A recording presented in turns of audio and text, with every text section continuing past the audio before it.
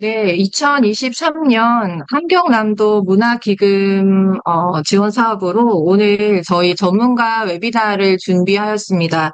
주제는 환경남도 향토 문화 계승을 위한 문화재 발굴 보증 웨비나인데요. 특히 전통무예 수박을 중심으로 오늘 논의를 해보도록 하겠습니다. 지금 저희 이 현장에 이제 주제 발표를 해주실 총 세 분의 전문가 분들을 모셨습니다. 먼저 저희 오늘 주제 발표해 주실 세 분의 그 발표자를 소개하겠는데요.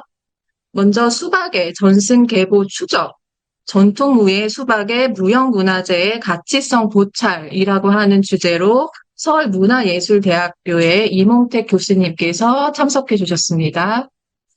네, 안녕하세요. 네. 아직 잠시만.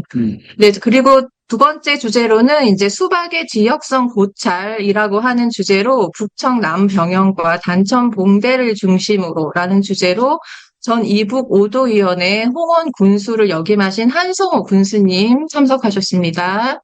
안녕하십니까. 네, 그리고 마지막으로 수박의 학문적 고찰 영역에서요, 함경남도 민속 체육, 속세에 관한 연구에 대해서 전체적으로 이제 좀 종합적 발표를 해주실 대한수박협회 회장을 맡고 계시는 송기송 회장님 참석하셨습니다. 예,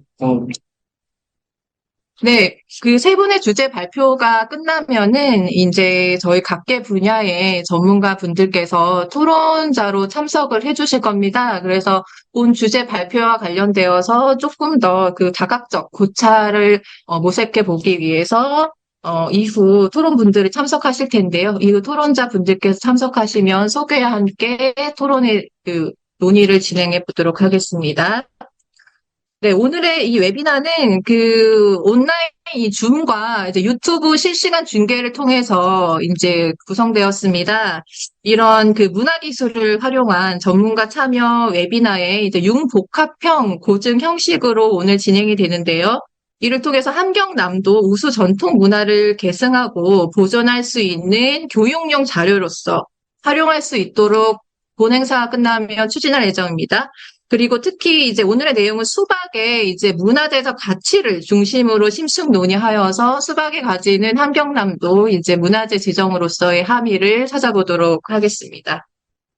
네, 다시 한번 그 바쁘신 와중에도 참석해 주신 분들 감사 말씀드립니다.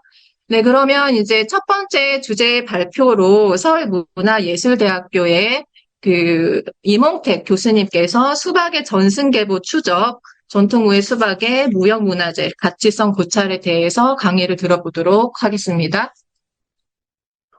네, 수료받은 이몽택입니다. 저는 대한수박협회 명예회장으로서 함경남도 전통무예 수박의 역사성과 전통 계보에 대한 설명을 드리도록 하겠습니다. 사단법인 대한수박협회는 우리 협회를 중심으로 해서 구성이 되어 있는 함경남도 단천에서 전해지는 수박은 구한말 압록강을 건너서 중국으로 이주한 김달순, 그 자제인 김학청과 김학현으로부터 전수받은 송준호로 이어지고 있습니다. 북청 출신으로 송창열 등 추가적인 전승 계보가 있으나 계보는 함경남도 단천 김달순, 중국 장백 조선족 자치현에 계신 자제 학청과 학현, 또 함경남도 북청의 항해도 개성 이주한 송창열 자제인 송준호가 되겠습니다. 김만석, 김용칠 등과 대한체육회 초대회장을 지낸 민간식의 형민환식, 오진환이 추가로 항의되고 있으며 이들 모두로부터 온전하게 전수받은 이론은 송준호가 유일합니다. 네. 수박의 무형문화재 지정에 대한 소개를 말씀을 좀 올리겠습니다. 함경남도 단천에서 정해진 수박춤에 모자와 악사가 획투 동작을 진행하게 되는데 이 동작들은 북한, 조선의 민족 전통에 따르면 수박, 즉 무예가 되겠습니다. 수박 측에 객토가 있고 또 기능자들 생전 정언으로도 수박은 무예이자 춤이 되겠습니다.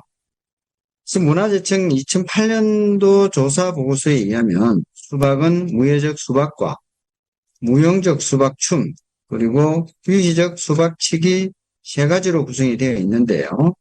행위자의 목적에 따라서 이들 3자가 다르게 표현되는 것입니다. 즉 채는 길고 용법에서 차이가 있지만 수박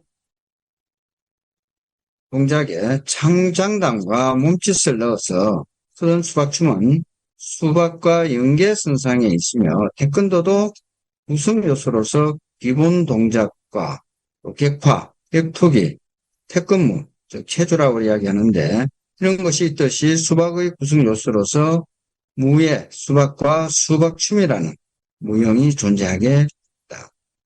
수박은 환경남도 역사성과 정체성을 함양하고 전통문화의 개성과 발전, 또 무형문화재의 가치 구현과 형성에 기여할 수가 있습니다. 문화, 기록, 구설 등으로 오랫동안 지속되어 왔음을 증명할 수가 있으며 환경남도의 문화 연구에 이바지할 수 있는 자료로서 학술적 가치가 있습니다. 표현미라든가 행심미 등이 전통문화로서 교육성을 가지고 있으며 예술성이 있습니다.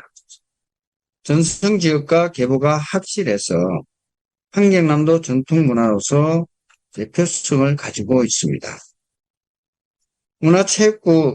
문화체육관광부 2018년도 전통무예 백서에 수박을 전성된 종목으로 발표를 했고 국내 1단체로서 종목의 사회적 대표성을 가지고 있습니다.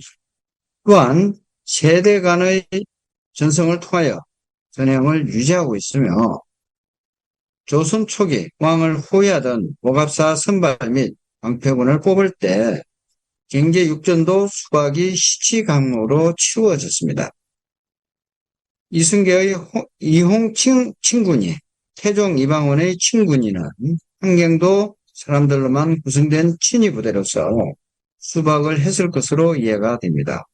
그 이유로서 경국대전에 이르러 수박이 시치 감옥에서 배제되었으나 친구인은 갑사를 뽑는 과정과 감옥과 동일하게 치르기 때문입니다. 세종 때 김윤수는 갑사로서 수박을 익혔었고 또 혼자서 8명을 쓰러뜨린 기록이 남아 있습니다. 그에 한경도 도절제사로서 한경도의 군사훈련을 총괄했으며 1790년도 정조 때 발견된 간찬사서 무예도보 통지에 보면 권4권 건법 편을 보면 건법은 수박의 별칭임이 확실합니다. 현재 유네스코 세계기록유산으로 등재되어 있는 기록들 중에 수박은 당시 군대에서 하던 것이었고 함경도 남도에서 전해져 온 수박을 춤이라고도 하는데 민간에 흘러나온 군사무술이자 무예가 되겠습니다.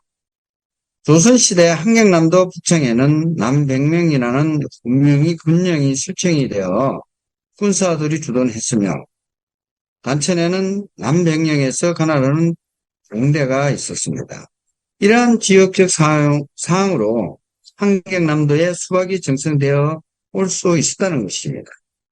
중국은 2017년 무예적 충목인 수박을 산시성 성급 무형무예제로 지정을 하고 21년 삼평시 시급 지정, 2017년 흑룡강성 성급 문화재를 수박춤 일종인 객타무 지정 등을 확대해가고 있으나 한국의 경우 무예로서의 수박은 2019년 문화재청에서 기초조사를 했고 2008년 문화재청 수박춤 무형부분 조사 보고서 생산 후 기능자들의 연로에 의한 모두 작고를 했습니다. 평안도에서 북한 공원예술가 전한율이 발굴했다는 것은 공연화되어 있으며 원형성을 잃었습니다.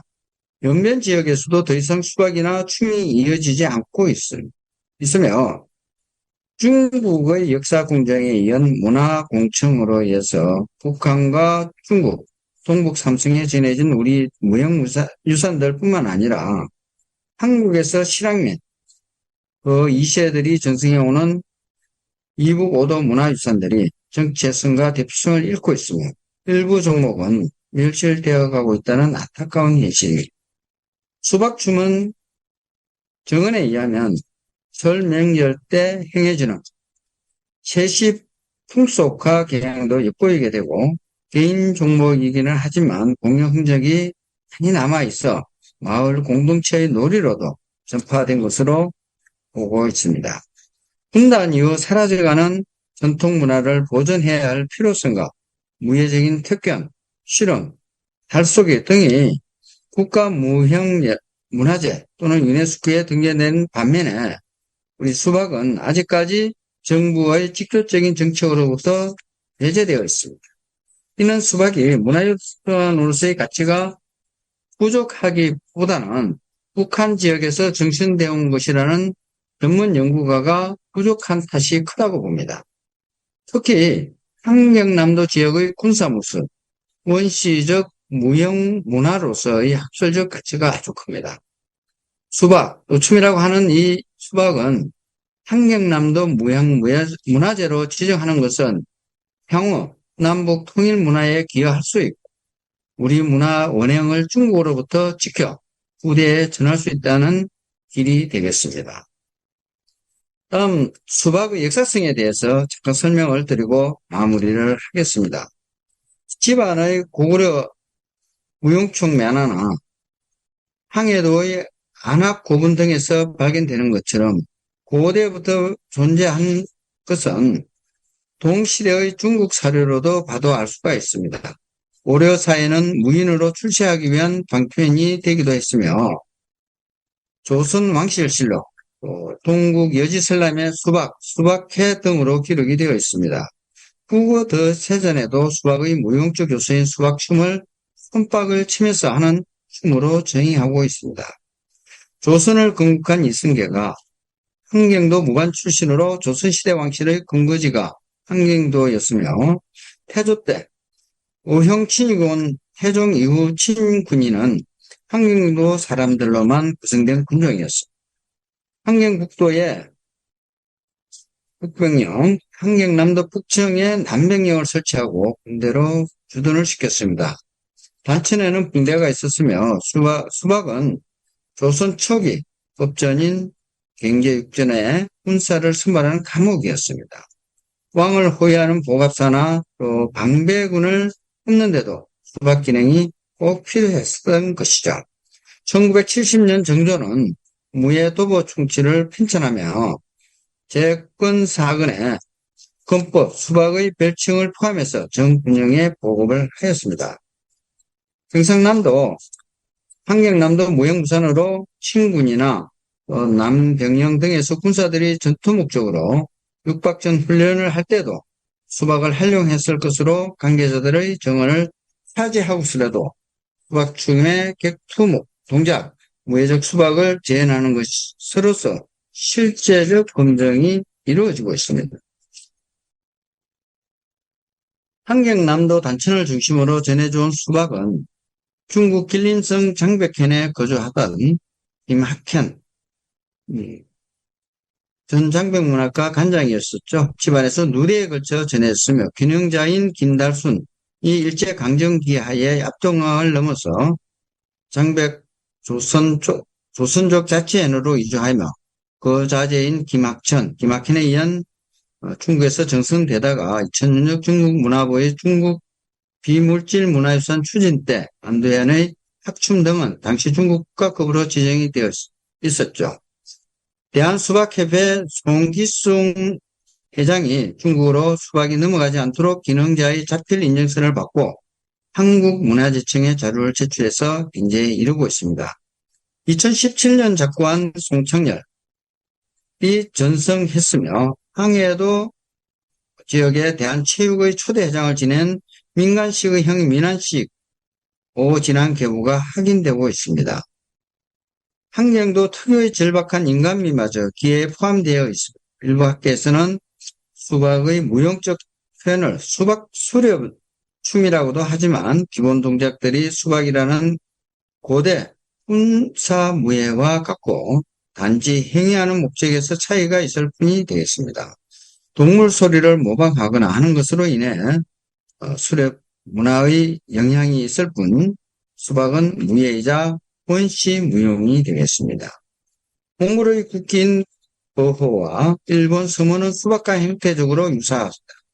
버허 서무에도 수박춤의 일부가 전해지고 있어 이웃 국가에도 전파가 된 것이 확인이 된다고 볼 수가 있습니다. 이상으로 수박의 역사성에 대한 설명을 영예 회장인 이몽택이 말씀을 올렸습니다. 감사합니다. 네, 이몽택 교수님께서 수박의 전승 계보 추적에서 무형문화재 가치성을 중심으로 고찰해 주셨습니다. 좋은 발표 해주셔서 감사 말씀 드리고요. 지금 이몽택 교수님의 이제 발표에 기반을 하면은 수박은 함경남도의 역사성과 정체성을 함양하고 있고 전통문화의 계승과 발전 그리고 무형문화재 가치 구현과 향상에 기여할 수 있으며 이러한 내용은 문헌, 기록, 기술 등으로 오랫동안 지속되어 왔음을 증명할 수 있다. 그렇기 때문에 함경남도의 문화 연구에 이바지할 수 있는 자료로서 학술적 가치가 높다라고 이제 요약을 해볼 수 있겠습니다. 다시 한번 발표해 주신 이몽택 교수님 감사드립니다.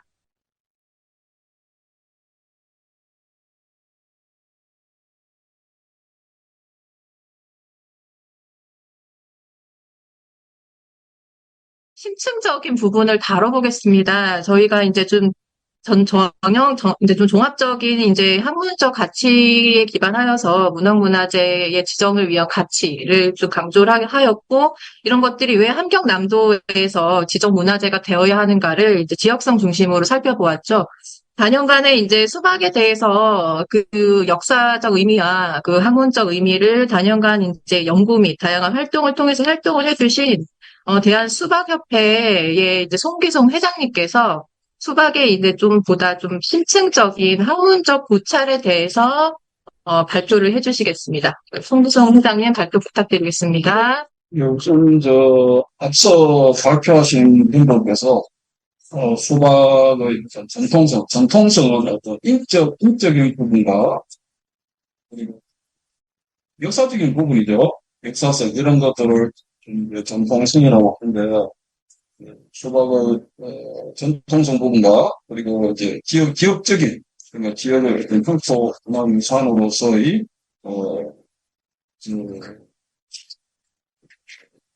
가치 그 지역에서 이제 전승되어 온 내력 이런 부분들에 대해서 말씀하신 것 같습니다. 이 무형문화재 지정이라는 게 어떤 너무 이게 쉽지 않습니다. 쉽지 않은 것이 우선은 지금 문화재청에서 지정하는 것을 국가 지정이라고 하고 우리 지방자치단체에서 시도에서 지정하는 건데 시도 지정, 시도 무형문화재 이렇게 얘기를 하는데 여기 조사 지표가 있습니다. 조사 지표를 제가 간단하게 연구를 해보면 우선은 전성 가치 부분에 있어 가지고 역사성을 봅니다. 첫째, 역사성에는 조사 지표가 전성된 기관과 역사적 근거의 신뢰성 정도입니다. 그리고 측정 기준까지 또 있습니다. 측정 기준은 전성된 연수, 그리고 유물, 문헌, 구술 등 역사적 근거의 신뢰성 수준.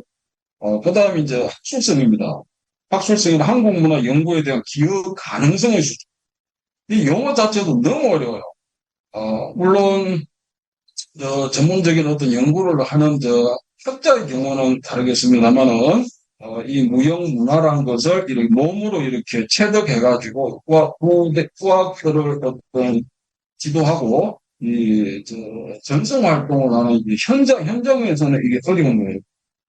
그래서 한국문화 연구에 대한 기여 가능성 수준에 대한 또 측정 기준은 한국문화를 이해하는 데 필요한 제도적 정보입니다. 그리고 학술성 두 번째는 학술 연구 자료로서의 가능성. 그리고 조사 지표는 학술적 연구 자료로서의 가능성 수준입니다. 자, 세 번째는 예술성과 기술성인데, 첫 번째는 고유성 수준, 자, 그 다음 형식 및 내용 및 표현 및 수준, 그리고 기능성 정도입니다. 그리고 조사 지표는, 제가, 굳이 이렇게, 거론하지는 않겠습니다. 다음이 대표성, 지역 전통 문화로서의 대표성, 그리고 한국 전통 문화로서의 대표성. 조사 특정 기준이 또 있습니다. 그리고 당연히 이게 평가를 할 때 이게 정량적 평가냐, 정성적 평가냐 그런 부분이 또 있습니다. 자, 그 다음에 두 번째 카테고리가 전성 환경입니다. 전성 환경으로는 조사 지표 우선은 구분을 사회 문화적 가치 그리고 지속 가능성 이렇게 두 가지를 보는데, 그러니까 무형문화재로 지정의 어떤 가치가 있느냐를 이렇게 볼 때 주죠. 사회문화적 가치로는 무형문화재 형태의 지속적 정도, 특정 기준이 현재 무형문화재 형태의 지속적 정도입니다. 그리고 두 번째는 관련 공동체 집단의 문화적 정체성에 대한 기여도, 문화적 정체성에 대한 기여하는 정도, 이게 측정 기준이 되겠죠. 그 다음에 지속 가능성에 대한 조사 지표는 종목의 이행 빈도와 범위, 그리고 전성 주체의 전성 활성화입니다. 측정 기준 해당 종목의 이행 빈도와 범위, 그리고 전성 주체의 규모 및 대내외 전성 활동 활성화 정도.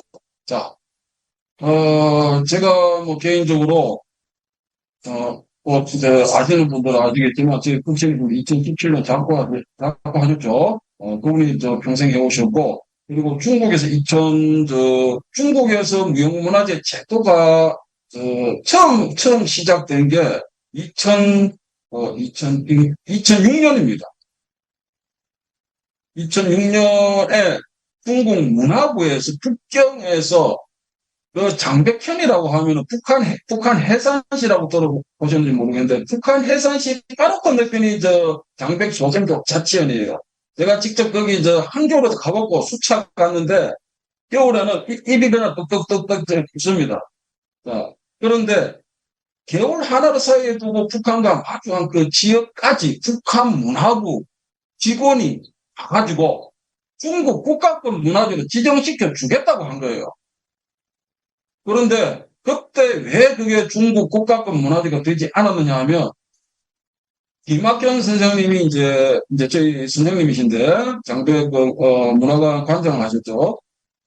김학현 선생님 셋째 형이 김학현이라는 분이에요. 그래서 평생을 두 분이 이제 예능 활동한다고 해서, 형은 막 춤추고, 이제 무예 동작하고, 동생은 이제 달방아지 놓고 이제 장난치고, 그렇게 역할을 나누어 했었어요. 나누어 했었는데, 중국 문화부에서 이게 국가급 지정해주겠다고 집에 가서 찾아간 거, 그 산골짜기까지. 장백현은 낮에 호랑이 나온다고 해서 거짓말로 안 들리는 산이 깊은 곳입니다.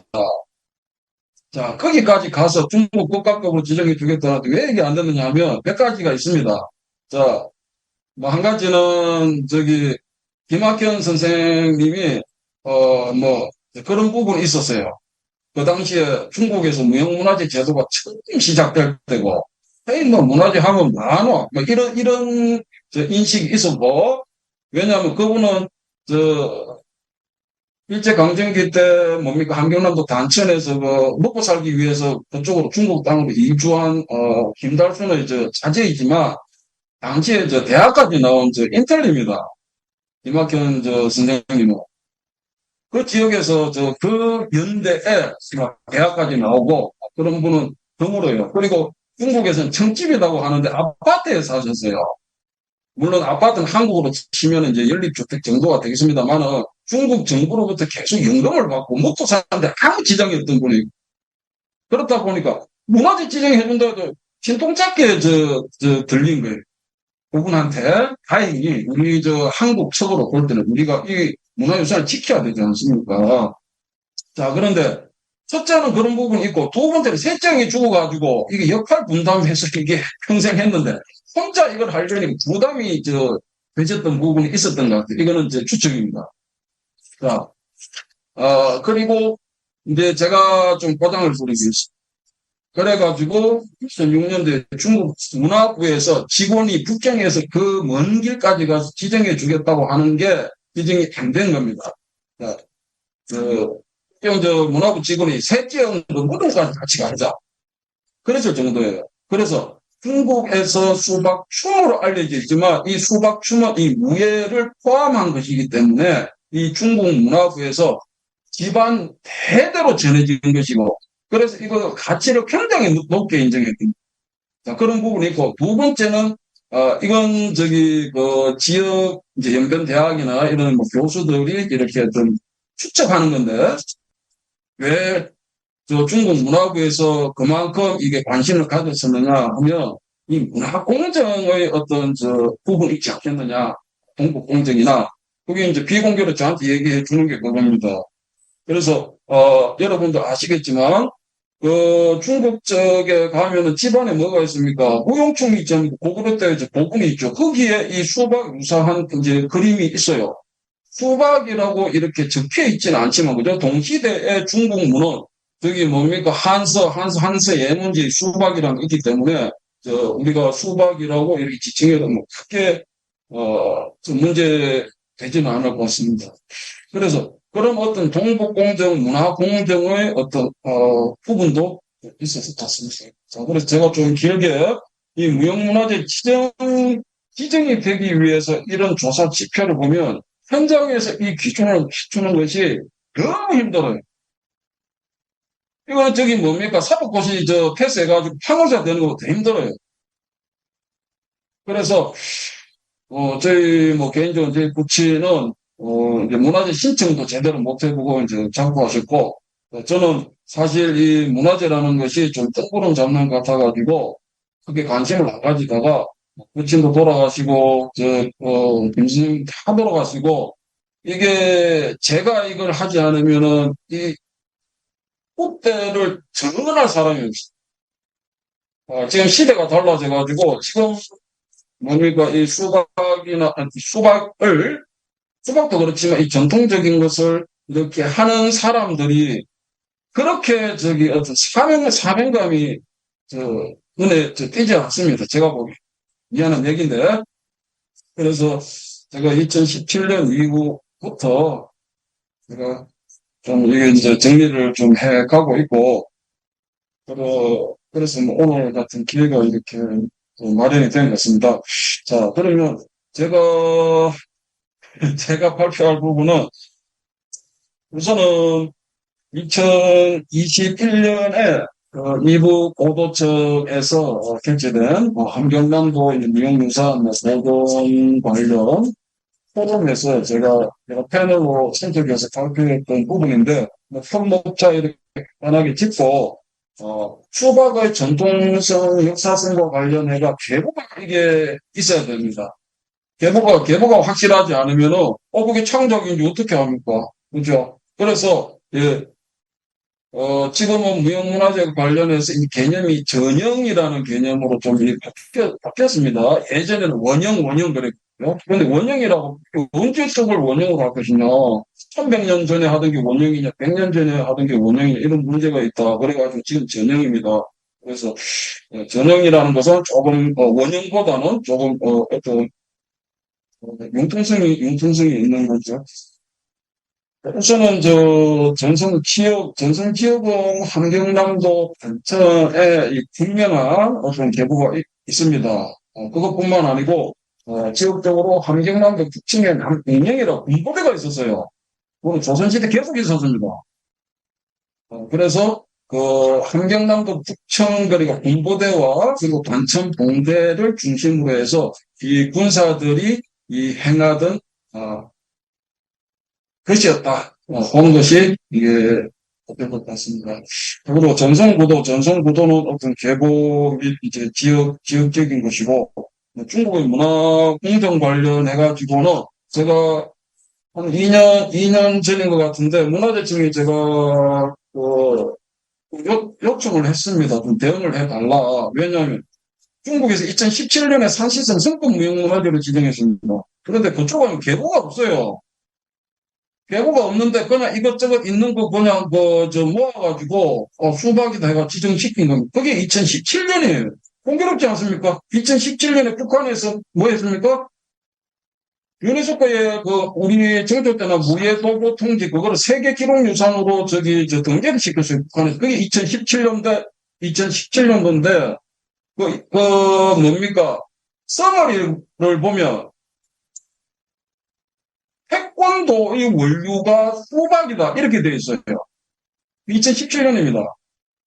근데 공교롭게 2017년에 물론 2013년도부터 진행을 조금씩 했지만 중국 측에서 2017년에 변성 계보도 확실하지 않은 거예요. 이게 좀 모아놓은 건데 근데 성권 문화재를 지정시켜놨습니다. 왜 그렇겠습니까? 수박에서 고구려나 이런 각 지역으로 이게 문화가 전파됐고 그럼 니들이 하는 거 태권도도 북한에서 유네스코에 등재시킨 거 봐라. 수박에서 태권도가 나온 거 아니냐. 그래 중국이 우리 우예사를 선점해 가는 과정이에요. 예. 그래서 이 현장에서 이제 저같이 몸으로 이렇게 어떤 전선 활동을 하는 사람이 하기에는 역량적으로 좀 한계가 있습니다. 그래서 이번 웨비나를 통해서 이런 수박의 어떤 전선 계보 그리고 지역성 등이 이렇게 발표된 것이 참 다행하다 생각이 듭니다. 자, 그 가지만 말씀드리고 발표를 지금 마무리하겠습니다. 자, 한 가지 종목이 있습니다. 그런데 그거를 검증할 때 그죠? 여러 가지 방법이 있을 수 있겠죠. 그런데 아까도 말씀드린 그런 계보 이거 확실하냐? 그다음 계보에 대해서도 반대되는 게 있어야 됩니다. 교차 검증해야 되잖아요. 근데 제가 다른 종목 얘기할 필요는 없겠는데 택견에 대해서 한마디 하겠습니다. 왜 똑같은 대한민국 국민들이 택견하고 수박에 대해서 그렇게 차별을 합니까? 택견은 송득기 한 사람밖에 없지 않습니까? 비교할 수 있는 비교 대상 있습니까? 없어요. 택견이 83년도 지정됐는데, 그 당시에 개보다 이래가지고 올라가 있는 박돌백, 박무경, 허위로 밝혀진 인물들이에요. 문화재청에서 뭡니까? 보유단체에 공고를 해가지고 개보 부분 내렸지 않습니까? 그럼 누가 했어요? 당시에 송덕기 외에 김항식이라는 분이 있는데 그분은 그 당시에 중풍관리 누워있던 분이에요. 동작조차 할 수가 없던 분이에요. 그래서 택견 같은 경우는 송덕기 형 얘기를 그렇게 잘 들으면서 그죠? 비교할 수 있는 비교 대상도 없는데 근데 수박에 대해서 너무 그런다는 거예요. 수박은 함경남도 북청에서 태어나셔가지고 일본 오사카 그 당시에 대판 아닙니까? 제가 대동아 전쟁이라고 하겠습니다. 태평 전쟁인데, 자, 대동아 전쟁 전에, 대동아 전쟁 때죠. 일본 오사카로 가셨다가, 그 다음에 황해도 개성으로 이주하셨던, 송창렬이라는 분이, 예? 그거를 배우셨고, 그 다음에 같은 지역에서 미나시 선생은 중산도장하셨던 분이에요. 당시에 강고반 유도가 6단입니다. 일본 본토 유도 6단이에요. 대단하신 분입니다. 또, 윤하희 선생이. 근데, 젊은 시절에, 방공투사로 해가지고, 북한에서 보낸 간첩한테 피살됐죠. 그분으로부터, 전해진 계보도 확인이 되고, 공개적으로 어떤 증언도 했고, 그 다음에, 전혀 관계없는, 압록강 건너에 있는 분하고도 동작 비교가 다 됐어요. 그래서, 그런 부분에 대해서 한 번 더, 생각할 필요가 있습니다. 그리고 주변 문화로서 한 가지만 이렇게 짧게 말씀드리고 마무리하겠습니다. 그래서 수박에 대해서 검증할 때 여러 가지가 있지만 꼭 한 가지가 뭐냐면 주변 문화가 있어야 되는 거예요. 역사가 오래됐다고 하는데 지 혼자 한다. 그럼 저거 어떻게 믿습니까? 그죠? 그래서 역사가 오래된 것일수록 주변 문화에 영향이 있을 수밖에 없습니다. 그래서 흔적을 남길 수밖에 없는 거죠. 함경도에서 전해진 속세라는 게 있습니다. 속세는 제가 연변대학교 체육학과 공동 이제 주관해가지고 한중무학 연투회를 하는 이제 과정에서 재발굴한 건데 지금 실험이 유네스코 인류무형유산으로 남북 공동 등재되어 있습니다. 그런데 그거는 외인 실험으로 통일되어 있지 않습니까? 실험이 그 형태가 한 가지만 있는 게 아니에요. 실험은 상당히 넓은 집합적 개념입니다. 그래서 거기에 이 속세가 포함이 될 수는 있는데, 그래서 뭐 함경도 실험이다, 뭐 늦은 삿바 실험이다 해서 실험을 우리가 인식을 합니다만은 현지에 가서 그 지역 사람들에게 물어보면 한국 실험하고 다르다 그래요. 체계가 다르다고 합니다. 기술 체계가. 그거는 연변대학교 김영웅 교수가 분명히 그 얘기를 했고, 길림신문 강동준 기자뿐만 아니고, 그 지역에서 유명한 리설봉이라는 실험협회 회장이 있습니다. 그런데 그분들도 다 한국 실험과는 다릅니다. 그런데 그 속세가 함경도에서 전해졌는데 이 수박하고 너무 흡사해요. 그래서 흡사한 거 따지면 몽골의 버그하고 일본 서머도 많이 흡사합니다. 그런데 그거는 몽골이고 저거는 일본이니까 그죠? 그래서 같은 함경도 지역에서 전해진 이런 어떤 민속적인 체계로서 이 수박축을 포함하는 게 이게 수박입니다. 거기는 무예적인 부분과 춤적인 부분이 있는데 이것과 또 형태적으로 유사하고 기술적으로도 유사한 이 속세라는 것이 현재까지 전해지고 있어요. 그래서 주변 문화로도 우리가 얼마든지 이 수박에 대한 검증을 할 수 있습니다. 여기까지 말씀드리겠습니다. 감사합니다. 네, 그 대한수박협회의 송기송 회장님께서 이제 수박의 학문적 고찰에 대해서 발표를 해주셨습니다. 그 함경남도 이제 전통무예 수박은 그 2018 대한체육회 전통무예 백서에서도 이제 수박, 씨름, 활쏘기, 택견 네 가지 전승 종목으로 발표될 만큼 보존의 가치가 이제 높음에도 불구하고 이제 대중적 관심이 사실 다소 부족하였습니다. 현재 수박은 2019년 문화재청 국가무형문화재 조사 계획에 따라서 현장 조사를 완료하였고 문화재 지정을 통해 수박의 한국 전통 무예의 가치를 국내적으로 이제 전승하려고 다양한 활동을 추진하고 있고요. 그리고 이런 수박의 전통성에 대한 이제 계보를 잇기 위한 여러 이제 학문적 활동에 대해서 이제 발표를 해주셨습니다. 수박은 이제 함경남도의 역사성과 정체성을 함양하고 전통문화 계승의 발전에 이제 기여할 수 있다라는 것으로 요약할 수가 있겠습니다. 저희가 오늘 이 세 분의 이제 발표 내용에 기반하여서, 전체적인 결론을 조금 내려보겠습니다. 오늘의 세 분의 이제 전문가 발표인 이제 수박의 전승 계보 추적, 전통무예 수박의 무형문화재 가치성 고찰, 그리고 수박의 지역성 고찰, 북청 특히 남병현과 단천 봉제를 중심으로 수박의 지역성의 가치를 함께 발표를 들어보았고요. 그리고 수박의 이제 학문적 고찰, 어떤 이제 학문적인 연구가 진행이 되었고, 어떤 함의가 있는지에 대해서 이제 다각적으로 발표를 들어보았습니다.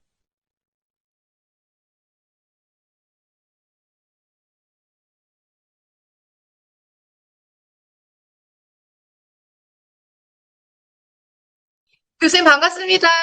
반갑습니다. 네. 교수님 지금 수업 중이시라고 하셔서 그냥 간단하게 한 말씀 부탁드리겠습니다. 네네. 네, 수박과 일본 가라데와의 이제 연계점, 특히 오키나와테와 관련되어 가지고 수박과의 연결고리에 대해서 한 말씀 부탁드리겠습니다. 네, 보통 우리가 지금 가라테, 빌공자가 가라가 되고 손수자가 대가 됩니다. 그래서 이전에는 당수라고 불렀습니다. 당나라 당자를 써서 당나라 당자가 가라가 되고 손수자가 대가 돼서 가라테라고 불려왔습니다. 그래서 당수와 공수는 같다라고 보시면 되고요. 그리고 사실 이 오키나와라는 데가 중국과 가깝고요. 그리고 우리나라에 고려촌이 있는 곳이기도 하고요. 또 우리나라 유적도 좀 몇 군데가 이제 발견되기도 하기도 하고, 특히 중국의 이제 문화가 활발히 이제 교류됐던 곳으로 이제 그렇게 알려지고 있습니다. 그래서 일본인데도 불구하고 일본이 아닌 외국으로 볼 수 있는 곳이 이제 오키나와라고 볼 수 있습니다. 그래서 본토에서 여러 번 침범을 해서 결국 오키나와는 이제 본토로부터 점령을 당했고 그 이후로 오키나와인들이 본토로 진출하면서 이 당수, 공수가 이제 가라테가 이제 전파되기 시작한 겁니다. 그래서 이 문화를 봤을 때 여러 가지 이제 역사적으로 봤을 때도 그렇고 많이 이제 논란이 좀 있습니다. 일반적으로 이제 일본에서는 그냥 그 중국의 영향을 받았다. 또 오키나와에서 독창적으로 그걸 개발했다. 그리고 그것이 결국 일본 본토로 가서 다듬어져서 지금 현재 공수도 가라데가 있다라고 이제 얘기를 하는 게 정설이고, 예, 보통 근데 이제 우리나라 학자나 또 몇몇 학자들은 이 중국에서 들어간 걸로 이제 많이 이제 강조를 하고 있는데요. 또 우리나라에서 또 태권도 학자들 같은 경우나 의료학자 같은 경우는 도복의 문화라할까요? 그 삼별초 또와 연결고리 그리고 저기 홍길동과의 연결고리를 태권도 학자들이 하고 있더라고요. 아직까지 그거는 우리나라에서는 논문으로 발표됐지만 아직 세계적으로는 인정되지 않는 상황이고 그래서 이 공수도가 당수도가 순수하게 오키나와에서만 발전된 것이 아니라 이제 카타 중에는 이 형이라고 하는 거죠. 뭐 태권도를 분세로 보면 이제 공산군이라든지 또 중국의 용어들이 있고요. 그리고 중국 무사가 오키나와에 와서 전했다 해서 공산군이라는 형이 그대로 지금 남아져 있습니다. 그래서 일본어도 아닌 또 외래어가 많이 들어가 있는 게 또 가라데의 또 특징입니다.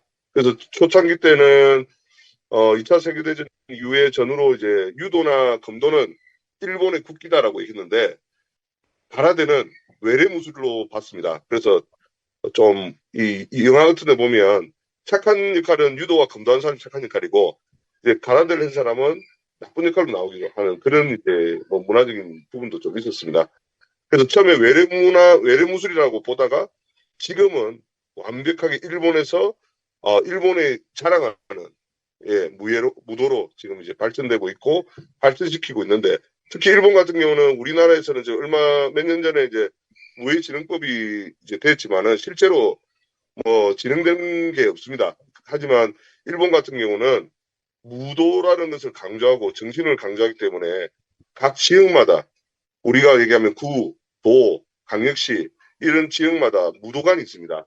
그 무도관에서 가라데, 검도, 뭐 아이키도, 또 주도, 뭐 이런 여러 가지 무술이 활성화 또 발전시키고 있고 그 지역의 대회라든지 또는 클럽 활동이라든지 그리고 지속적인 외부에서 오는 관광객들 경험하는 곳이라든지 체험하는 곳을 계속 만들어서 일본의 무도를 강조하고 있는 그리고 이런 곳이 결국 이제 문화와 무도와 그리고 외화벌이까지 이어지는 그런 이제 뭐 다양한 이점을 가지고 있는 상황으로 지금 진행되고 있습니다.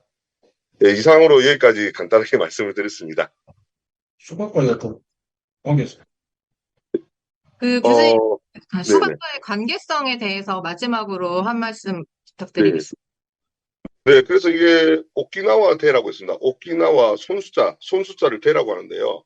오키나와에서 전해진 수다라고 해서 수자가 있고요. 또 우리나라에서 수박이라는 것은 수박, 바퀴, 뭐 수박키 이렇게 또 전해져 왔는데요. 손수자로 또 우리나라에서도 전해졌다고 이제 알려지고 있습니다. 그 손수자가 오키나와에서도 손수자를 썼고, 그래서 이 연관성과 이제 용어적인 연관성도 조금 이제 유추해 볼 수 있고요. 그리고 문화로 봤을 때 우리가 물의 흐름이라든지 이제 역사적으로 봤을 때 오키나와 간에 우리가 교류가 있지 않았나. 그리고 물론 중국과의 영향도 있었겠지만은 우리의 또 가야 또 삼국 시대부터 또 고려 또 이런 시대적 흐름을 오면서 또 가면 거기에 이제 고려천이 있다고 이제 저도 이제 문헌상으로 보고 사진으로 봤는데 뭐 고려 기와도 나오고 있고요. 그 정도로 이제 우리 문화가 진출됐기 때문에 우리가 수박과 수화의 그 오키나와 수화의 영향은 있다고 봅니다. 그러니까 뭐 꼭 전했다 이런 것보다는 서로 상호적인 보완 관계가 있지 않았겠나 하는 생각도 들고 오히려 아니면 일반적인 영양만 주실 가능성도 높다고 봅니다. 예, 이상입니다. 네, 교수님, 그 수업 중에 이렇게 시간 내어주셔서 의견 말씀 주셔서 감사드립니다. 지금 토론을 해주신 부산여자대학교의 정일원 교수님, 그 의견을 들어보았습니다. 네, 그럼 교수님 다음에 또 뵙도록 하겠습니다. 네, 다음에 뵙겠습니다. 감사합니다. 네. 저희 오늘, 함경남도 향토 문화 계승을 위한 문화재 발굴 고증 웨비나 중입니다. 전통무예 수박을 중심으로라고 하는 주제로 오전에 이제 세 분의 전문가분들의 발표를 들었습니다. 그리고 지금 이제 수박의 함경남도 문화유산 지정을 위한 좀 다각적 고찰에서, 대구대학교 연구교수를 역임하신 이제 제갈덕주 박사님 언어학 전공의 박사학위를 받으셨는데요. 제갈덕주 박사님께 수박의 무형 문화재 지정에 대한 당위성에 대해서 한 말씀 부탁드리고자 합니다. 교수님 한 말씀 부탁드립니다. 예, 제가 갑자기 급하게 좀 어제 연락을 받게 됐습니다. 제가 준비를 다른 일정이 미리 잡아놓은 상황이라 일단은 제가 너무 중요한 일이라서 참여를 안 할 수는 없고, 그래서 제가 지금 다른 이동 중에 또 연락을 받아야 되겠어요. 이렇게밖에 인사를 못 드리게 된 점 먼저 양해를 부탁드립니다. 제가 우리 송 회장님과 우선 인연이 맺게 된 방식이, 제가 국립국어원에 우리나라의 한국어를 전공하는 국립국어원에 이제 관련된 사업을 하고 있던 시절에 우리 송 회장님으로부터 수박이라고 하는 용어의 전통성과 당위성에 관한 의뢰를 받게 된 적이 있었습니다. 그때 우리 회장님께서 무술의 계보와 전통성을 가지고 저에게 자료를 가지고 오시면서 본인이 가지고 있는 이 전통무예의 계보를 확인시켜 주셨습니다. 저도 개인적으로 운동을 했었는데 우리나라에 지금 전통무예 중에서 그 전통성이 확실하게 법적으로 보장을 받고 있는 것은 택견밖에 없습니다. 제가 그때도 용어에 대한 것은 했었는데요. 무슨 말씀인지 이해가 되시죠? 제가 무예를 지금 전통성을 이야기하는 것은 쉽지가 않고, 다만 그 무예에 관련된 용어에 대해서 검토를 하는 전문위원입니다. 근데 이제 그 용어에 대한 전통성 얘기를 먼저 하기 전에 두 가지를 해야 되는데요. 전통성 문제를 다루려면 용어의 전통성 문제, 그 다음에 기술의 전통성 문제가 있습니다. 근데 저는 특변이나 아니면은 지금 이제 수박을 전통 계승하고 있는 무술을 하고 있지는 않습니다. 그래서 거기에 대해서 계승 문제를 제가 논의할 수는 없습니다. 그래서 우선 이것이 얼마나 역사적으로 계보가 있는 무술인지를 확인시켜 달라고 자료를 요청했습니다. 그렇게 했더니만 3대에 걸쳐서 우리 송 회장님께서 가전비학으로, 그러니까 집안에 전승이 되는 무술로서 수박의 기술 원형을 보유하고 있는 사실이 확인이 되었습니다. 아주 상당한 부분의 자료를 제게 보여주셨는데, 제가 일전에 이와 유사한 방식으로 한국 내에 전승되고 있는 수박 원형을 보유하고 있던 몇 개의 단체를 만난 적이 있고, 이를 비교 검토한 결과 지금까지 조사된 수박 보유 단체 중에 가장 원형에 가깝다는 사실이 확인이 되었습니다. 물론 그 기술 전공으로 하시는 분들의 연구가 더 되어야겠으나, 제가 열람해본 자료에 의하면 우리 송 회장님의 가게에, 그러니까 집안에 전승이 되는 가전비학으로서의 이 기술이 원형에 가장 가깝다고 여겨집니다. 이것이 첫 번째 전통성 문제인데, 왜 중요하냐면 현재 그것을 공식적으로 인정해준 사례는 무술계에서 택견밖에 없습니다. 왜 택견밖에 없냐면 계보를 명확하게 해야 되는데요. 다른 데는 지금 자료를 같이 발굴하고 있는 것으로 알고 있습니다. 자료를 정비 중입니다. 근데 택견은 우리 이모 선생님과 신한승 선생님을 거쳐서 지금의 정경화 선생에 이르기까지 그 계보가 명확하게 확인이 되었습니다. 그래서 그 계보가 확인이 되었기 때문에 전승 계보가 인정이 되어 전통무예로 인정이 되었는데요. 다만 이때는 집안에서 전승이 된 것이 아니고 제자에게 전승이 된 것이 확인이 되었습니다. 그런데 수박 같은 경우에는 지금 다른 단체들은 대부분이 제자들에게 전승이 되는 과정에서 기술이 일부 달라진 것이 확인됩니다. 그러니까는 똑같은 수박, 수벽, 그리고 박수, 뭐 이런 것 등, 씨박, 이런 것 등등의 용어로 여러 분류로 지금 현재 전승이 되고 있는데, 모여보면은 모양들이 조금씩 다릅니다. 사승관계에 의한 전승이 되고 있기 때문입니다. 그것을 제가 어떻게 증명할 수는 없습니다. 그런데 이분은 집안의 전승이 되었기 때문에, 오히려 집안의 전승이 되었기 때문에 어떻게 되냐면은 그 원형이 제대로 보존이 되어 있었던 것입니다. 근데 이분의 가계를 살펴본 결과 아버지가 그의 아버지로부터 전승이 됐는데 그 스승님으로부터 계보를 이은 것 같은데, 이분이 북한에서 우대에서 전승될 때 가계에서 북한 지역에 활동을 하다가 내려오신 것으로 확인이 되었습니다. 근데 북한에 지금 이와 유사한 그 무술의 원형이 남아있는 것도 확인이 되었습니다. 북한이에요. 그래서 이북에 지금 이북 5도 위원회에 남아있는 그 자료와 이 한국의 지금 집안을 통해서 전승되는 내용이 일치하는 것으로, 지금까지 제가 본 자료에 의하면 일치하는 것으로 보여서 우선은 전통성이 있다. 이것이 첫 번째입니다. 그런데 이분들이 쓰고 있는 용어인 수박에, 그런 문제는 가계에 전승되고 있는 이 무술이 전통의 자료에 나오는 수박, 우리나라에는 수박이라는 단어와 택견이라고 하는 두 개의 단어가 지금 용어가 전승이 되고 있습니다. 이건 무예를 지칭하는 지칭 용어죠. 그런데 이것도 역사성이 있어야 되는데, 어떤 사람은 연구자에 이르기를 1번 안은 수박과 택견은 같은 무술을 이루는 다른 이름 명칭이다. 1번 아닙니다. 두 번째 안은 수박과 택견은 서로 다른 기술이다. 택견은 발을 기술을 이야기하고 수박은 손기술을 이야기한다. 이게 2번 아닙니다. 그런데 서로 섞여 있기 때문에 때로는 합쳐서 부르는 경우도 있었다가 지금 우리 송 회장님이 주장하셨던 건데, 그 내용이 타당한가? 그래서 우리 집안에서 불러왔던 이 기술의 이름을 우리 우때부터 수박이라고 불러왔는데, 그것이 그 역사서에 기록되어 있는 우리 전통 무예에 관련된 역사서에 기록되어 있는 용어가 맞느냐를 확인해달라고 하는 의뢰였습니다. 그런데 지금 제가 바빠서 바로 확인을 시켜줄 수는 없지만, 이분이 그 고민을 하면서 자기 집안에 전승되는 기술의 명칭이 전통성 있는 명칭인지, 그리고 수박이라고 하는 말이 우리 민족의 무술을 지칭하는 범위에서 어느 정도 범위까지를 지칭하는 것인지를 확인해달라고 했는데, 상당히 우리 문헌에 나와 있는 수박을 지칭하는 것이 이분 가계에 전승되는 무술을 지칭하는 용어가 맞는 것으로 보여집니다. 조금 더 연구와 자료가 있어야 되는데, 이 두 가지 검토가 이루어진다면 우리는 그것을 국가무형문화재로 반드시 지정하여야만 합니다.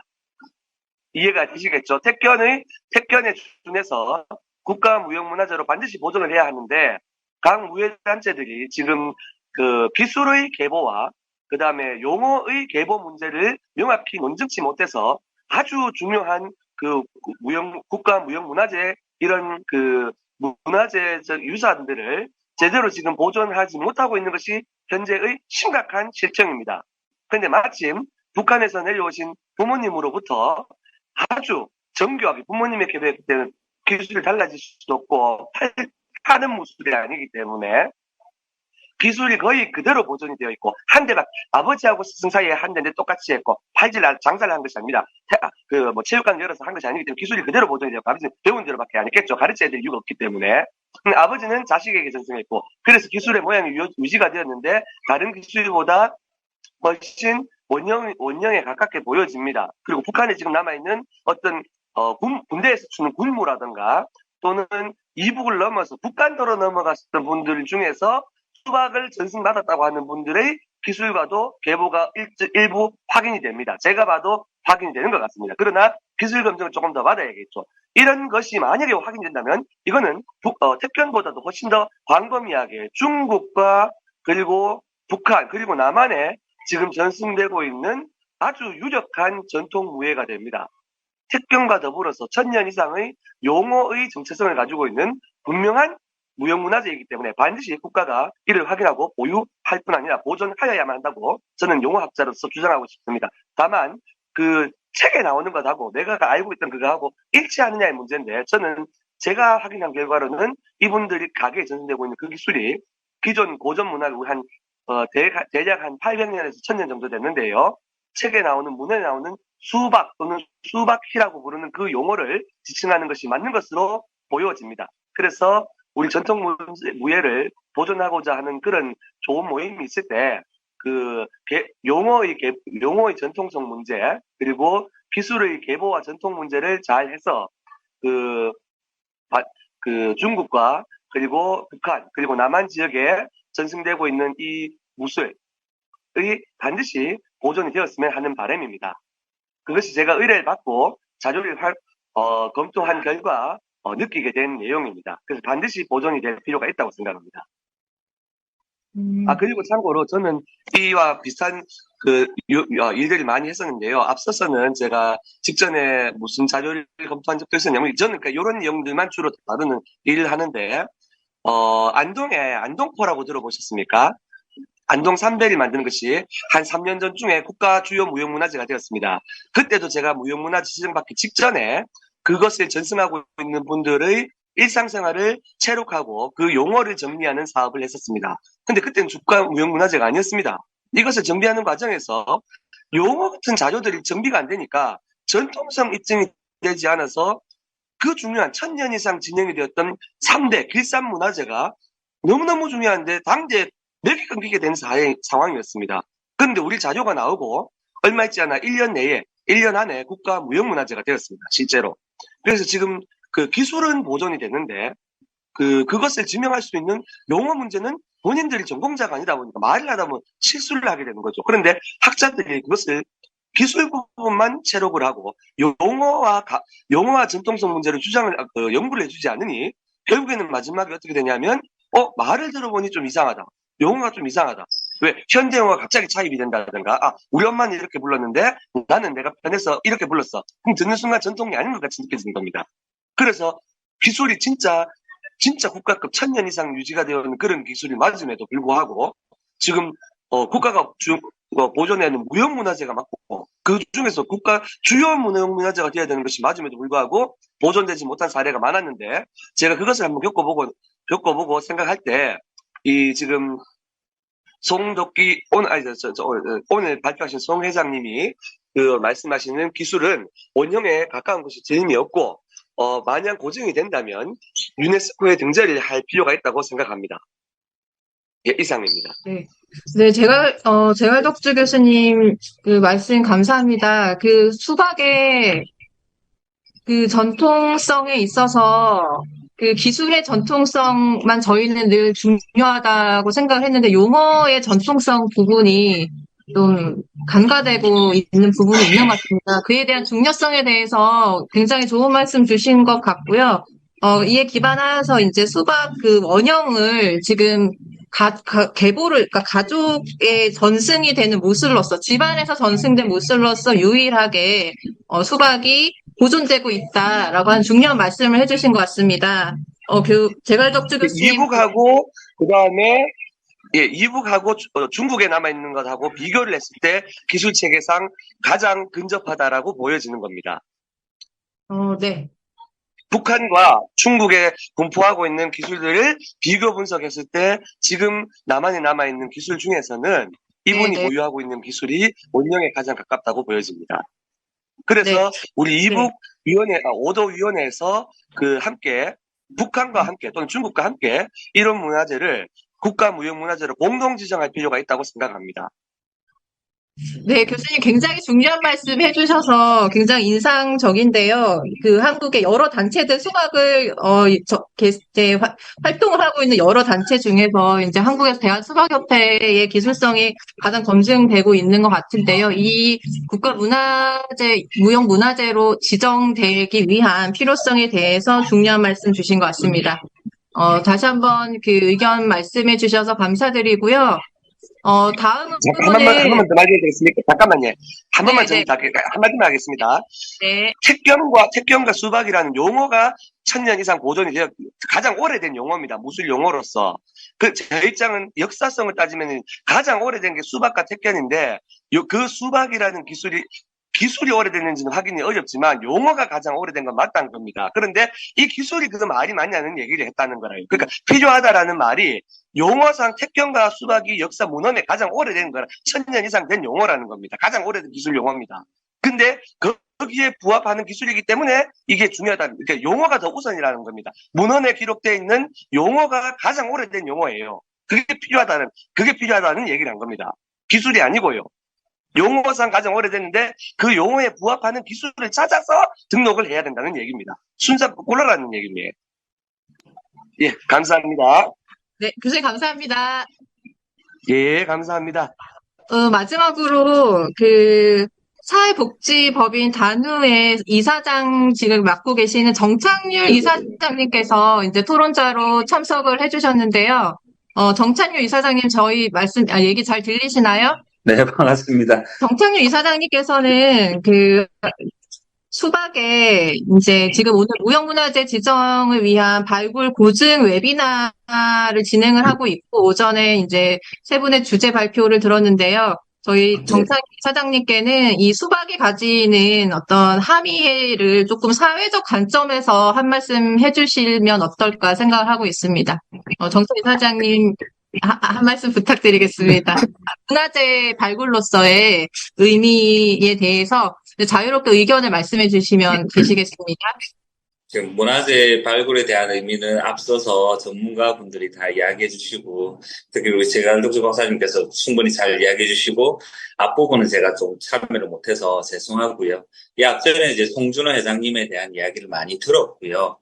그리고 이걸 이제, 선대부터 해서 이렇게 고정해 오신 부분 자체가 잘 만들어져야 되는데, 뭐 정치적 관점인지 모르겠지만 그런 부분에서 조금 행정적인 절차가 안 돼서 문제가 있는 걸로 정도 알고 있습니다. 그리고 수박에 대한 부분에서 우리 송준호 교수님께서 승계자분께서 또 저 자료라든지 책을 제가 이제 보면서 조금 이런 문화재 이런 거에 대한 부분은 어떻게 했는지 조금 고증으로 그리고 또 저하고 이제 또 이렇게 남겨놔야 될 부분은 이제, 조금 우리가 보면 중국하고 좀 이렇게 비교한다면 말이 안 맞겠지만, 태극권이라든지 이런 이제 문화에 대한 부분을, 각자 우리가 태권도라든지 이런 이제 수련할 수 있는 방법, 이런 것 등을 사회복지 차원으로 본다면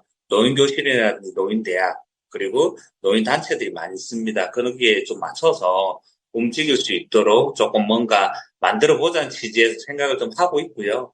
거기에 맞춰서 노인대학에 대한 이제 우리가 보통은 요즘에 이제 컴퓨터 교육이라든지 휴대폰 교육, 이런 교육들이 많지만 이제 운동도 되고 좀 정신수양도 좀 되고 민족무예에 대한 이해도도 우리가 아무래도 좀 저희보다는 조금 윗대의 어르신들이 좀 이런 거에 대한 인식률이 좀 높기 때문에 좀 그렇게 좀 전파하는 게 좀 맞지 않나. 그냥 이거는 개인적인 소견으로 이야기하고 싶습니다. 네, 이사장님 좋은 말씀 감사합니다. 특히 이제 노인 대학을 중심으로 이제 노인단체나 노인복지 차원에서 좀 협업하여서 생활체육 운동이라던가 다양한 운동들이 하고 있는데 사실 우리 생활체육에서 민족무예와 관련된 체육 프로그램은 굉장히 부족한 상황은 맞습니다. 그리고 민족 체육 활동에 이제 전 국민을 대상으로 하는 관심의 증가가 사실은 필요한데 아무래도 이제 좀 고령층에 계신 분들께서는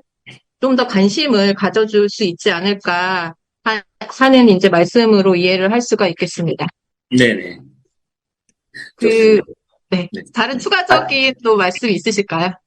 아니요, 없고요. 제가 준비를 좀, 조금 더 했어야 되는데, 이제 복지적인 차원에서는 우리 송 교수님 말씀하신 것처럼, 이런 노인대학이나, 지금 저희가, 지금 보니까, 어르신들 이제, 국악이라든지 전통무예에 대한 부분 많이, 저도 우연찮게 행사를 가다 보니까, 어르신들이 준비를 많이 하더라고요. 무예 탈춤이라든지, 합춤, 여러 가지 많아서, 이거에 대한 부분은 수박을 좀 많이 배우면 좋을 것 같고, 정신적으로나 건강적으로나 충분히 좀 이렇게 널리 알릴 수 있는 부분은 좀 될 것 같더라고요. 그래서, 교수님한테 한번 그때 말씀을 드린 적도 있고요. 예. 많이 저변이 좀 될 수 있는 부분은 충분히 이렇게 저변을 좀 시킬 수 있는 부분은 될 것 같아서, 이야기를 드립니다. 네. 네. 네. 그 교육 프로그램 부분은 사실 그 중국이나 이런 데서는 민족 그 체육 활동으로서 단체 체육 활동으로서 공원에서 정기적인 시간으로 태권이나 이런 활동들을 하지 않습니까? 근데 우리나라에서도 어떻게 보면 수박이라고 하는 그 체육 프로그램을 좀 만들어가지고 이렇게 지역 단위에서 생활체육 프로그램으로 보급해보는 방향을 구체적 실천 방안으로 좀 만들어 볼 수 있진 않을까, 그렇게 생각이 듭니다. 네, 어, 교수님 말씀대로 교육자 입장에서 그 부분이 충분히 맞는 것 같고요. 우리가 이제 노인대학이라든지 노인 이제 복지관 프로그램 자체가 조금 무료한 게 많고요. 그나마 노인대학이라는 곳이 많이 설립되어 있고, 거기에 맞춰서 뭐 여러 가지 한글 교육도 하고 컴퓨터 교육도 하고 하지만, 이런 이제 무용이라든지 이런 무예라든지 이런 부분을 좀 충분히 교육 관점에서 가도 조금 이렇게 발전이 될 수 그 보급이 좀 이렇게 될 수 있을 것 같은 생각이 듭니다. 예. 네. 네, 감사합니다.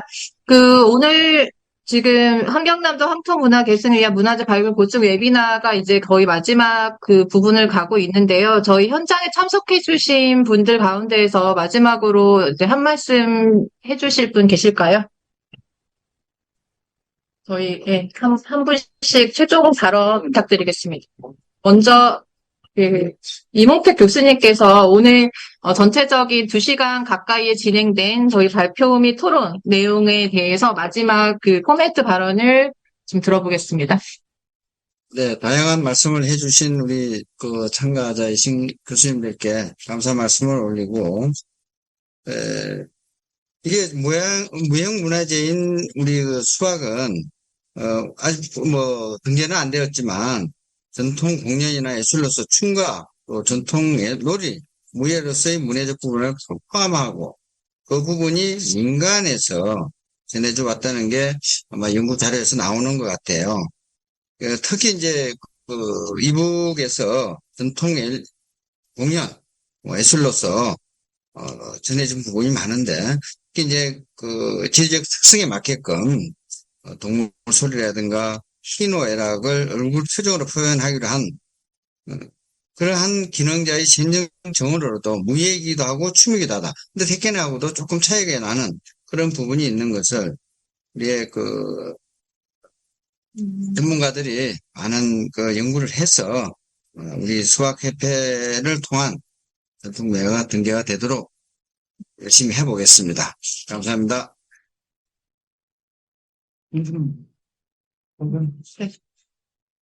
다음으로는 홍원 군수님께서 한 말씀 최종적으로 오늘 논의된 내용을 중심으로 말씀 부탁드리겠습니다. 네. 아까 정천율 이사장님께서 말씀해 주신 생활체육으로서의 어떤 그런 어르신들의 건강, 이런 걸로 해서, 사실은 저는 검도를 전공한 사람인데요. 이제 다음 주부터 황영남도의 강당에서 어르신들을 모시고 제가 어르신 무료 검도 교실이라는 걸 주제로 해서 제가 20회에 걸쳐서 지도를 하게 되는데요. 이게 검도가 굉장히 이렇게 뭐라 그럴까요? 아주 굉장히 격투기 같은 그런 느낌을 주지만 체육진흥공단에서 발표한 내용을 보면 검도가 어르신이 할 수 있는 가장 좋은 운동 중에 하나로 해서 그 10년간 1등을 하고 있어요. 그래서 지금 제가 옆에 송 회장님 계시지만 그런 것들도 이렇게 제도권 안으로 들어와서 어르신들하고 또 어르신들 이거 한번 요가도 하고 뭐 요즘엔 뭐 어디 구로동 쪽에 중국 사람들 많이 사는 데 가보면 태국권들도 뭐 이렇게 나와서 하고 그러는데 적어도 황현암도 도청을 중심으로 또 황현암도 중앙도민회를 중심으로 이런 것들도 가능하지 않겠나 싶은 생각이 들고, 그리고, 그러시려면 지금 아까 여기, 재갈 교수님께서 말씀하신 언어의 정통성도 있지만, 동작의 어떤 것들이 정확히 1, 2, 3가 있어야지, 뭐 배우는 사람도 그렇고, 또 배워서 다음에 후계를 육성을 하는, 아니면 지도자의 어떤 위치에 놓여 있는 그런 모양새들이 나와야 할 것 같은데, 그런 것들이 아직 어느 정도 가 있는지, 회장님 한번, 제가 질문을 한번 드렸는데요. 회장님 마지막으로 제 질문에 답 좀 해주셨으면 좋겠습니다. 수박은, 대표적인 게 일본입니다. 이제 좀 체계적으로, 현대적인 어떤 로드 스포츠로서 좀 앞서가고 있는 것이 일본인데, 일본의 어떤 로드 스포츠나 서양의 어떤 격투기와는 이 체계가 좀 다릅니다. 굳이 비교하자면, 씨름하고 좀 유사합니다. 이게 이제 같은 어떤 지역, 토양, 그런 문화로서 이렇게 전해져 온 것이기 때문에 그런데, 씨름이 체계가 없습니까? 씨름에 가라테처럼 뭡니까? 그 까타가 수십 개가 있거나, 태권도 품새처럼 태극 일정, 태극 인정, 이게 있는 게 아니잖아요. 그렇다고 씨름에 대해서 체계가 없다라고 얘기하는 사람이 없듯이, 수박도 마찬가지입니다. 수박도 이 기본체가 있고, 그것을 이제, 사용하는 그런 용법으로서 힘을 쓰는 이제 그런 방법, 그리고 이제 기술들, 그런 것들이 전해져 오고 있습니다.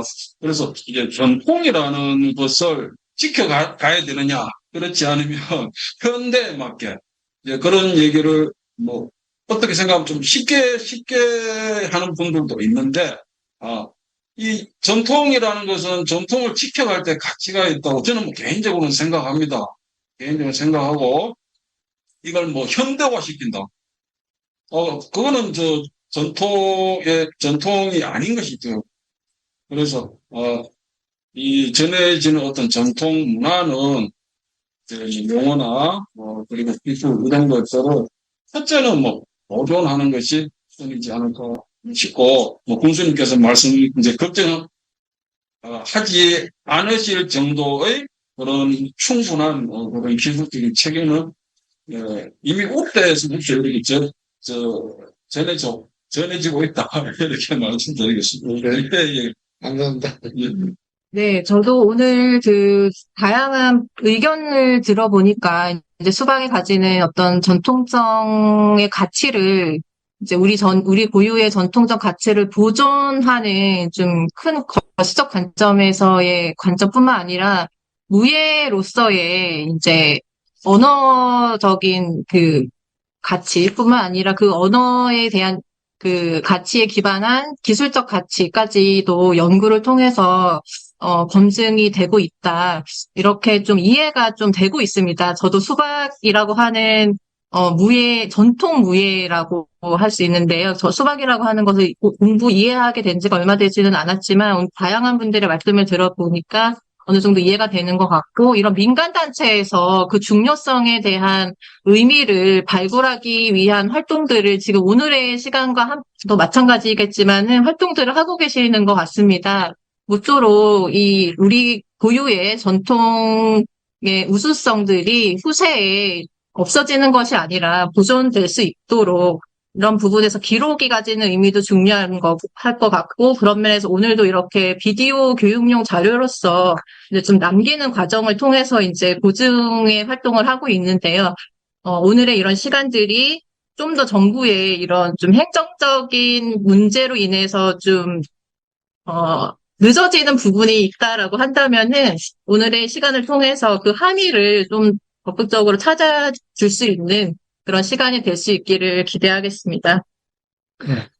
네, 이상으로 오늘 2023년 함경남도 문화기금, 함경남도 향토문화 계승을 위한 문화재 발굴 보증 앱이나 전통무예 수박을 중심으로에 대한 온라인 화상회의를 마치도록 하겠습니다. 다시 한번 오늘 자리에 참여를 해주신 세 분의 이제 발제자 분들과 저희 토론자 분들, 다시 한번 감사 말씀드립니다. 이상으로 오늘 행사를 마치도록 하겠습니다. 감사합니다. 고맙습니다.